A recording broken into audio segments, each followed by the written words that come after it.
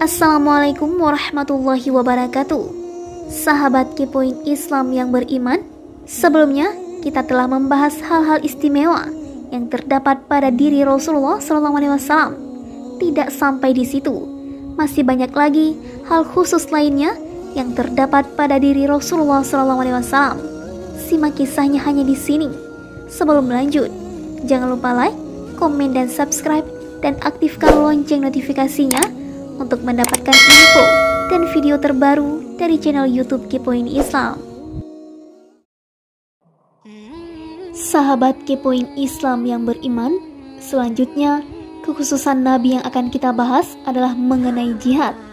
Yang pertama, kewajiban melanjutkan jihad. Apabila telah mengenakan baju perang, Nabi SAW tidak boleh melepasnya hingga Allah memberikan keputusannya. Hal ini berdasarkan kisah dalam perang Uhud, tatkala sejumlah kaum muslimin menyerukan kepada beliau untuk keluar menyambut musuhnya di gunung Uhud. Rasulullah pun masuk rumah dan mengenakan baju besinya. Ketika beliau telah siap untuk memerangi mereka, para sahabat bertanya, "Ya Rasulullah, sebaiknya engkau kembali ke Madinah." Beliau menjawab, "Sesungguhnya tidak layak bagi seorang nabi untuk pulang kembali apabila ia telah mengenakan baju perangnya." Hadis yang panjang ini telah disebutkan oleh para ahli sejarah. Mayoritas sahabat Ibnu Katsir mengatakan, sesungguhnya hal itu wajib atas Rasulullah, bahkan haram baginya melepas baju perang tersebut hingga beliau berperang. Atas dasar itu, para ulama pun mengembangkan masalah bahwasanya apabila Nabi sudah mulai melakukan suatu ibadah sunnah, maka beliau wajib menyempurnakannya, menurut salah satu dari dua pendapat yang ada. Namun, pendapat ini lemah, berdasarkan apa yang sudah kami sebutkan dalam kitab puasa. Pengembangan masalah seperti ini dilemahkan pula oleh Abu Zakaria. Kemudian, dalam perkara musyawarah, para ulama menceritakan bahwa di antara kekhususan Nabi adalah kewajiban bermusyawarah, yakni beliau selalu bermusyawarah dengan para sahabatnya dalam urusan peperangan. Allah Subhanahu wa Ta'ala berfirman, "Dan bermusyawarahlah dengan mereka dalam urusan itu." Quran Surah Ali Imran ayat 159.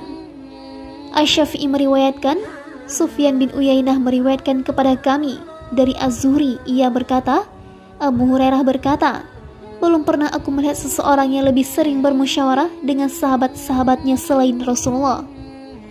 Asy-Syafi'i menegaskan bahwa Al-Hasan berkata, "Sesungguhnya Rasulullah tidak butuh musyawarah.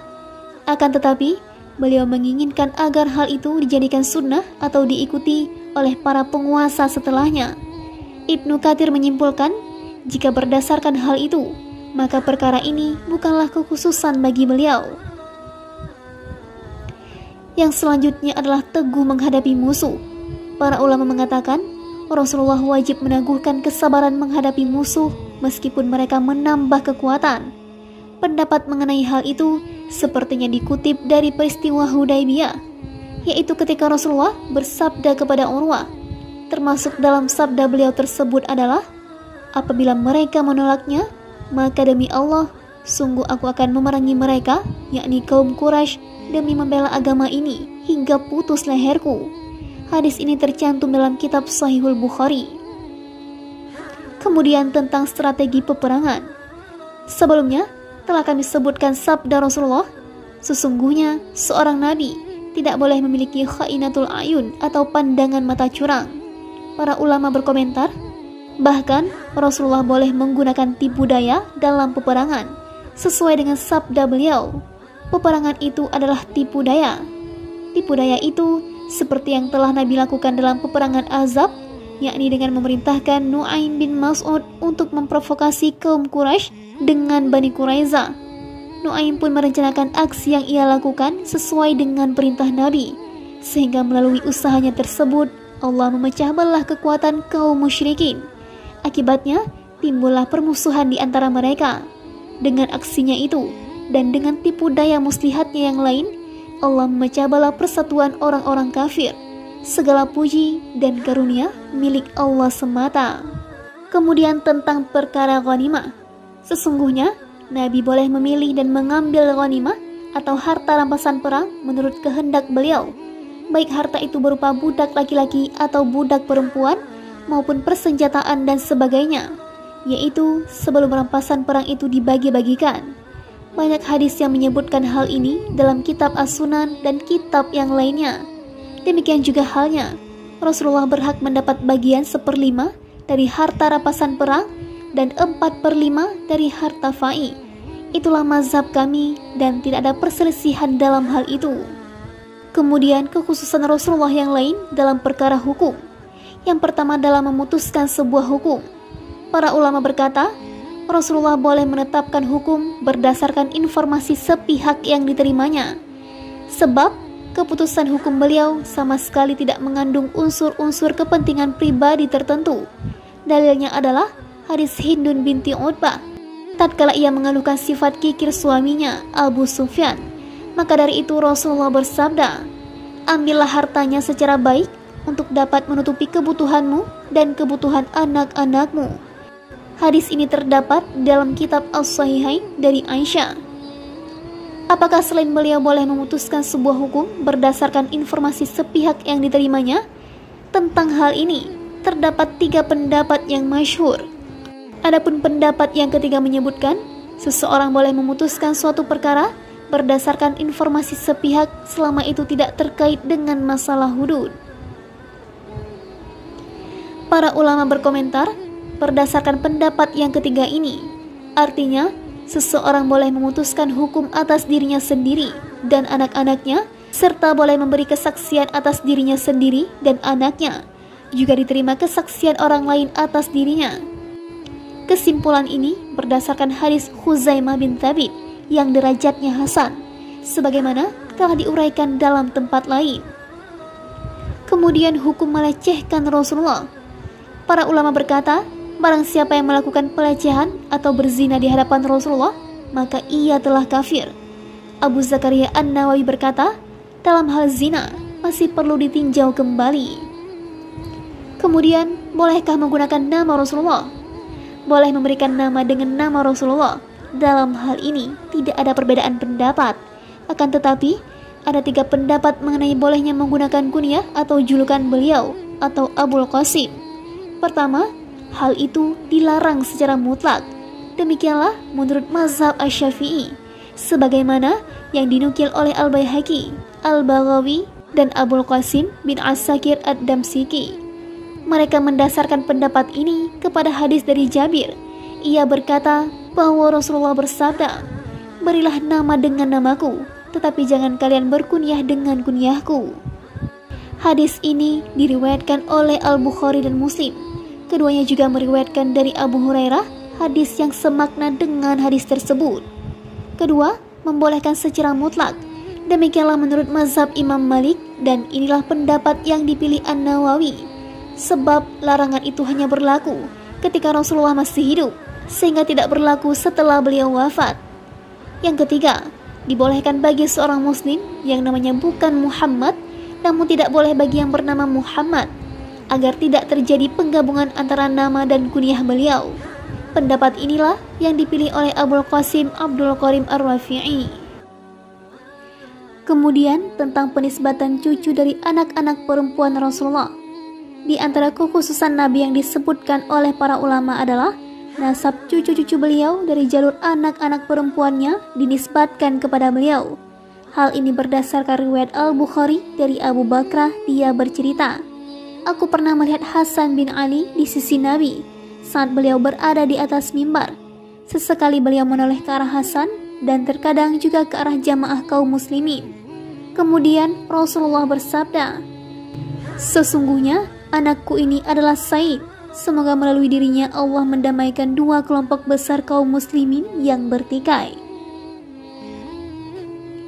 Kemudian keutamaan nasab Rasulullah. Contoh lain dari kekhususan Nabi adalah manfaat dan kebaikan setiap nasab dan keturunan akan terputus pada hari kiamat, kecuali nasab dan keturunan Rasulullah serta hubungan kekerabatan melalui perkawinan dengan beliau.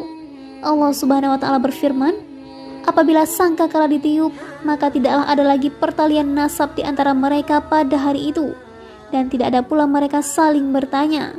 Quran Surah Al-Mu'minun ayat 101. Imam Ahmad meriwayatkan, Abu Sa'id, budak yang dibebaskan oleh Bani Hashim, meriwayatkan kepada kami.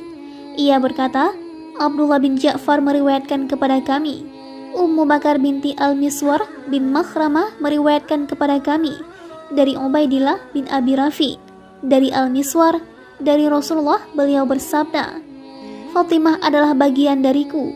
Apa yang membuatnya marah, maka itu pun membuatku marah. Dan apa yang membuatnya senang, maka itu pun membuatku senang. Seluruh nasab akan terputus pada hari kiamat nanti, kecuali nasabku, nasab keturunanku, dan nasab hubungan kekerabatan karena perkawinan denganku. Hadis ini juga terdapat dalam Al-Sahihain dari Al-Miswar, namun tidak dengan lafaz tersebut dan tanpa tambahan di atas. Al-Hafiz Abu Bakar Al-Baihaqi berkata, sejumlah ulama meriwayatkan hadis ini dengan tambahan tersebut, yaitu dari Abdullah bin Ja'far atau Az-Zuhri. Ia meriwayatkan hadis tersebut dari Ummu Bakar binti Al-Miswar bin Makhramah melalui jalur periwayatan dari ayahnya, namun mereka tidak menyebutkan nama Ibnu Abi Rafi. Diriwayatkan dari Umar bin Al-Khattab bahwasanya ketika dia melamar Ummu Kalthum binti Ali bin Abi Thalib atau cucu Rasulullah, Ali berkata kepadanya, Ummu Kalthum masih kecil. Umar berkata, sesungguhnya aku pernah mendengar Rasulullah bersabda, setiap nasab dan keturunan akan terputus pada hari kiamat nanti, kecuali nasab dan keturunanku. Oleh karena itu, aku ingin memiliki hubungan nasab dan keturunan dengan Rasulullah. Maka Ali pun menikahkan Umar dengan putrinya itu. Diriwayatkan juga oleh Al-Baihaqi dari hadis Sufyan bin Waqi. Sufyan ini perawi dhaif, dari Raw bin Ubadah, dari Ibnu Juraid, dari Ibnu Abi Mulaika, dari Hasan bin Hasan, dari ayahnya, bahwasanya Umar. Hasan kemudian menyebutkan kisah tersebut. Para sahabat kami dari kalangan ulama mazhab Asy-Syafi'i menegaskan, ada yang berpendapat bahwa maksud hadis di atas adalah umat Rasulullah pada hari kiamat nanti akan menisbatkan nasabnya kepada beliau, sedangkan umat lainnya tidak menisbatkan nasab mereka kepada nabi-nabi mereka. Ada juga yang mengatakan bahwa artinya nasab pada hari kiamat nanti akan bermanfaat jika dinisbatkan kepada nabi, berbeda dengan nasab-nasab lainnya. Pendapat terakhir ini lebih kuat daripada pendapat sebelumnya.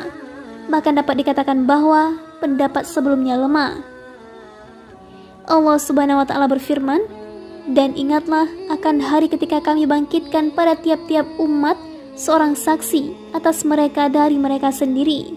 Quran Surah An-Nahl ayat 89. Tiap-tiap umat memiliki rasul, maka apabila telah datang rasul mereka, diberikanlah keputusan antara mereka dengan adil, dan mereka sedikit pun tidak dianiaya.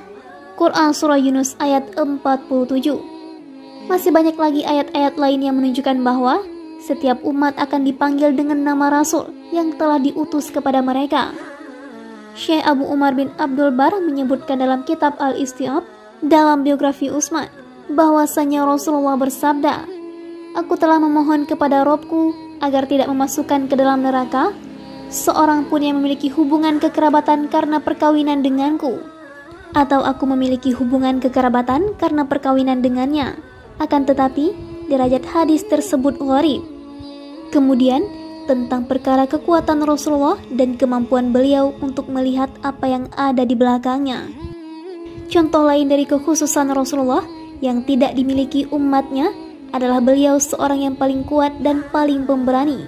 Beliau tidak pernah lari dari musuh, berapapun jumlah musuh yang dihadapi, baik sedikit maupun banyak. Anas bin Malik berkomentar, yaitu ketika menyebutkan riwayat bahwa Rasulullah pernah menggilir istri-istrinya dalam satu malam. Kami menganggap beliau memiliki kekuatan 30 orang laki-laki dari kalangan umatnya. Contoh lain adalah Rasulullah dapat melihat apa yang ada di belakangnya, seperti melihat apa yang ada di hadapannya, sebagaimana yang disebutkan dalam hadis. Telah dijelaskan pula sebelumnya hal yang senada dengan itu. Terdapat hadis yang diriwayatkan oleh Al-Hafiz Al-Baihaqi dalam kitabnya Dalailun Nubuwah. Ia berkata, Abu Sa'ad Al-Malini mengabarkan kepada kami. Ia berkata, Abu Ahmad bin Adi Al-Hafiz meriwayatkan kepada kami. Ia berkata, Ibnu Sulam meriwayatkan kepada kami. Ia berkata, Abbas bin Al-Walid meriwayatkan kepada kami. Ia berkata, Zuhair bin Ubadah meriwayatkan kepada kami dari Abdullah bin Muhammad bin Al-Mughirah, dari Hisham bin Urwah, dari ayahnya, dari Aisyah. Ia berkata, Rasulullah bisa melihat dalam kegelapan seperti melihat dalam keadaan terang. Akan tetapi, sanad hadis itu dhaif, dinyatakan dhaif oleh Al-Hafiz Ibnu Adi dan Al-Hafiz Al-Baihaqi serta ulama lainnya. Al-Baihaqi berkata, hadis ini diriwayatkan juga dari jalur lain, namun tidak kuat sanadnya. Abu Abdullah Al-Hafiz meriwayatkan kepada kami. Ia berkata, Abu Abdullah Muhammad bin Al-Abbas meriwayatkan kepada kami. Ia berkata, Abu Ishaq bin Sa'id mengabarkan kepada kami. Ia berkata, Abu Abdullah Muhammad Al-Khalil An-Naisaburi meriwayatkan kepada kami. Ia berkata, Shalih bin Abdullah An-Naisaburi meriwayatkan kepada kami. Ia berkata, Abdurrahman bin Ammar Asy-Syahid meriwayatkan kepada kami. Ia berkata, Mughirah bin Muslim meriwayatkan kepada kami dari Arta, dari Ibnu Abbas. Ia berkata, Rasulullah dapat melihat pada waktu malam saat gelap gulita, sebagaimana beliau dapat melihat pada waktu siang saat terang benderang. Ibnu Katsir berkomentar, adapun yang disampaikan oleh para ahli kisah dan lainnya, bahwa beliau dapat melihat rasi atau gugusan bintang Banatanasi yang terdiri dari 8 bintang, padahal orang lain hanya melihat 7 bintang. Sesungguhnya, riwayat ini tidak ada asalnya. Selanjutnya, keturunan Fatimah bernasab kepada Rasulullah. Utsman bin Abi Syaibah meriwayatkan dari Jarir, dari Syaibah bin Na'amah, dari Fatimah binti Al-Husain, dari Fatimah Al-Kubra. Ia bercerita bahwa Rasulullah bersabda, masing-masing anak Adam bernasab kepada ayahnya, kecuali anak-anak Fatimah. Mereka bernasab kepadaku, dan akulah ayah mereka. Ahmad bin Hambal dan ulama lainnya mengingkari Utsman bin Abi Syaibah dikarenakan riwayat tersebut. Al-Hafiz Abu Bakar Al-Khatib menyatakan telah diriwayatkan oleh perawi lain dari Jarir. Demikianlah kisah lanjutan tentang Rasulullah SAW. Nantikan kisah selanjutnya hanya di channel YouTube Kepoin Islam. Wassalamualaikum warahmatullahi wabarakatuh.